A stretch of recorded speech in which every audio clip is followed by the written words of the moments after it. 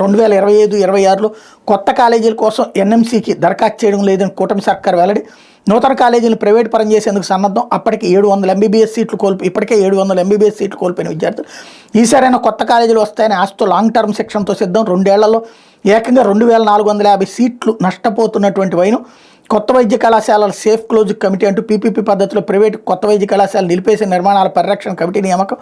పార్వతీపురం వైద్య కళాశాల టెండర్ల రద్దు ఉత్తర్వులు జారీ చేసిన ప్రభుత్వం అన్నటువంటి వార్తని హైలైట్ చేశారు. ఇంతకంటే నీచం సిగ్గుమాలిన చర్య ఆంధ్రప్రదేశ్ చరిత్రలో మరొకటి ఉండదేమో. ఇక్కడ ఎంబీబీఎస్ చదువుకోవడం కోసం గిలగిలలాడిపోతారు, రష్యాకి పోతారు, ఉక్రెయిన్కి పోతారు, దిక్కుమాలిన దేశాలకు వెళ్ళి లక్షలకు లక్షలు తగలేసుకుని మన పిల్లలు చదువుతున్నారంటే ఆ తల్లిదండ్రుల ఆకాంక్ష.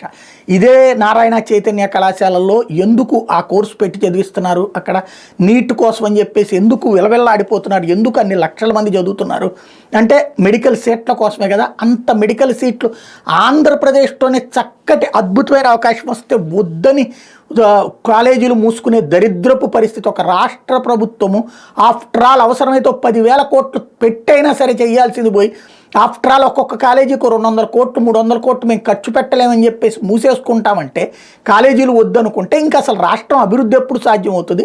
ఇక్కడున్న ప్రజల జీవితాల్లో కడుపులు కొట్టడం కాదా? ఇక్కడ ఉన్నటువంటి పిల్లలకి తక్కువ రేటుకి ఎంబీబీఎస్ సీట్లు వచ్చేటటువంటి అవకాశాన్ని కోల్పోవడం